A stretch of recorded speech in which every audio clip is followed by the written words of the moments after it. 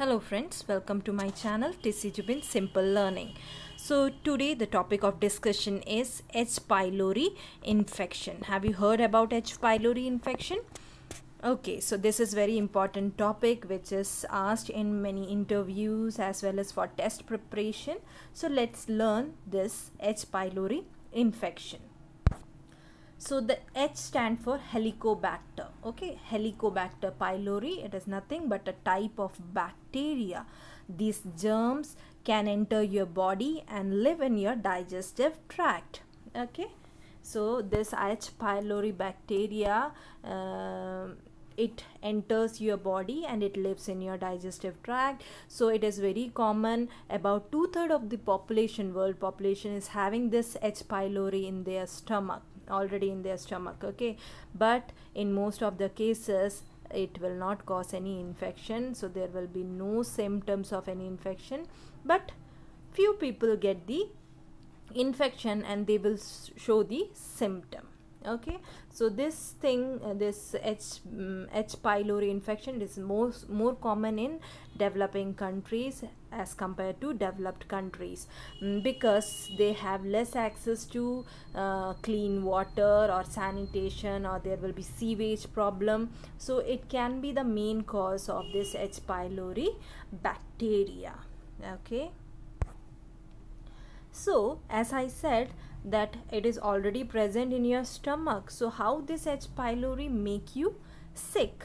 Okay, so this H. pylori bacteria, it lives in your stomach, it lives in your digestive tract, but after many years it can cause sores or ulcers in the lining of your stomach. So that's how it is going to affect your body. Okay, so after this H. pylori enters your body, it attacks the lining of your stomach, which usually protects you from the acid your body uses to digest food. As you know, your body produces an acid in order to digest food. So there is a lining in your stomach.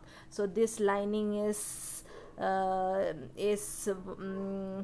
destroyed by this H. pylori, okay, which leads to ulcer, and later on it may cause bleeding, or it can cause infection or keep food from moving through your digestive tract. So this is how this H. pylori affect your lining of stomach. So how you can get this H. pylori from? Okay, as I said, it is already present in the body or in the digestive tract. How you can get this? Through unhygienic food. If you are taking unhygienic food, unhygienic water, or unhygienic utensils. Okay, and not only this thing, you can also pick up the bacteria through contact with saliva and body fluid of an infected person. Okay, so this is how this H. pylori bacteria affects you. So what are the symptoms? So it started affecting the lining of the stomach. So what will be the first symptom? First symptom will be dull or burning pain in your belly. Okay, the person will be having pain, like burning pain in his belly. So mainly he will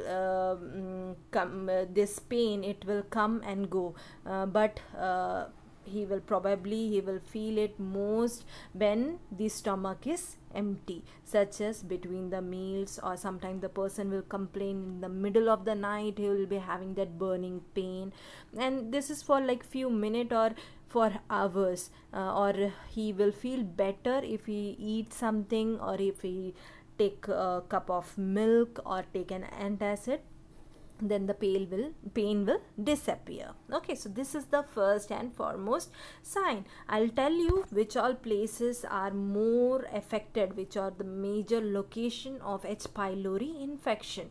So as you know, the our stomach, it has got fundus, body, pylorus. So it mainly cause peptic ulcer, duodenal ulcer, and marginal ulcers. Okay, other symptoms along with pain, the other symptoms include like bad taste in the mouth. The person will not feel to eat anything because he will be having bad taste, nausea, vomiting. The appetite will be decreased. There will be sign of weight loss. There will be no reason for weight loss, but the person will be having weight loss. Then there will be sensation of full stomach, heartburn, increased bleeding gums, belching or bloating or sometime burping. So these are the symptoms of infection. Okay, then later on, when this infection it increase, this ulcer, it starts bleeding, and it can bleed into stomach or intestine. Now this is a alarming situation. So if you have these symptoms, sorry, symptoms are not clear, I'll just tell you the symptoms. You can write down that symptoms. Okay. Okay, so these symptoms, if you are getting these symptoms, you should consult your doctor as soon as possible, because it is a alarming symptom. So there will be bloody or dark red or blood in the stool. There will be trouble breathing, dizziness or fainting, the person will be feeling very tired with no reason. The skin will be pale. There can be chances vomiting with blood content, or like coffee ground color vomitus, and along with that he will be having severe sharp pain. So these are the symptoms if it is bleeding, if the ulcer is bleeding into the stomach or intestine. And this thing, it can also cause stomach cancer, means it is a very rare condition, but due to this H. pylori, very rare people can get stomach cancer. So if the person is having any symptom of stomach cancer, the first and foremost symptom will be heartburn. There will be heartburn, there will be belly pain or swelling. I'm sorry, it is not visible, please take a note of this. There will be nausea. The person will not be feeling hungry. After eating a small amount of food, he will be feeling like full. There will be vomiting. There will be weight loss for no reason. So these are the symptoms. Okay, so next, how this H. pylori can be diagnosed. So this I said you about the symptoms. Now how your doctor will diagnose your H. pylori infection. So let's see the diagnosis. First and foremost diagnosis is history taking. Whatever your symptom, you will be telling with your consultant or your doctor. So he will be taking history of your symptom, history of your medical condition, history of your medicine what you are taking, because in some cases NSAID drugs are there that people use for like pain, that is an anti-inflammatory drug, non-steroidal anti-inflammatory drugs. So these drugs also can cause ulcer in the stomach. Okay, so they'll take the history of everything, what you do, what are the symptoms. Then sometime they can do the physical examination. Physical examination, the doctor will press your belly in order to check if you are having swelling or tenderness or pain. Okay, then the doctor will ask for blood test or stool test. Okay, blood test in order to see if you are having if you are having bleeding in stool or bleeding in vomitus. So is their blood count is correct, are you suffering from anemia, or stool test for the bacteria is present in the stool.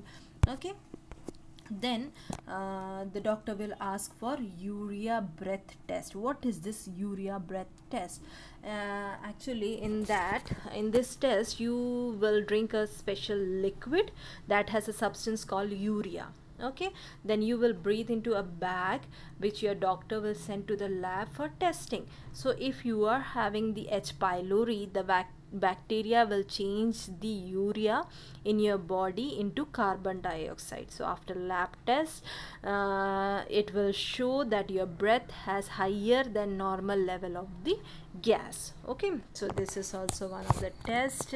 Then after that, the doctor can also go for endoscopy. You know endoscopy. Endoscopy, it is a device with a small camera that is inserted through throat or through mouth into the stomach in order to visualize your stomach, your upper GI tract, and upper part of small intestine. Okay, so in order to see the ulcer, about the bacteria, and in this case, if biopsy is needed, biopsy is also taken. Biopsy is taken in order to assess if the person is having any cancer problem or not. Okay, then next is CT scan or MRI. Sometime your doctor also prescribe for CT scan and MRI. So these are the diagnostic criteria or diagnosis, how the H. pylori infection is diagnosed. Okay, now what are the treatments? What are the treatments for this infection? So this treatment, as it is a bacteria, the treatment mainly include antibiotics like amoxicillin, clarithromycin, metronidazole, tetracycline, tinidazole. Okay, these are the antibiotics. The doctor will say at least you have to take 2 antibiotics. Then along with that, there are antacids in order to reduce the amount of acid production in your body. Antacid like dexlansoprazole, lansoprazole, pantoprazole, rabeprazole. These are the antacids. Then along with that, you will be given bismuth subsalicylate. It will help to kill the H. pylori along with the antibiotics. Okay, then along with that, in order to block the histamines, antihistamine drugs like cimetidine, famotidine, ranitidine can be given. Okay, so it mainly takes, this treatment mainly takes sometimes 7 to 14 days. You have to take this pill, and after that the doctor again, he will check and whether your ulcer is gone. He will check your bacteria is gone or not. Okay, so this is the treatment.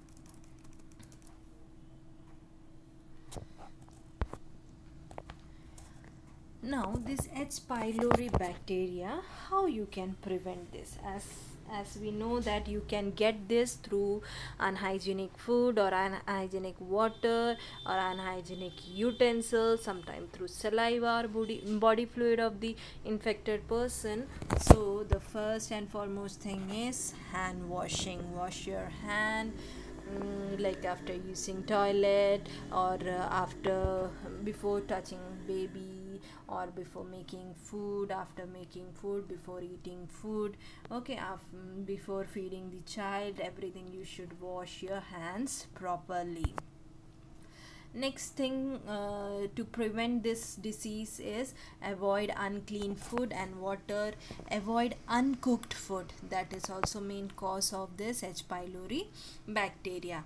Avoid unclean hands. That's what I said. Hand washing is very important. So this is how you can prevent H. pylori infection. So hope you understood this, and if anyone is asking about H. pylori, I'm sure that you will tell about it.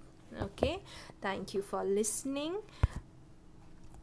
Please subscribe my channel TC Jubin Simple Learning for more videos. Thank you. Bye bye.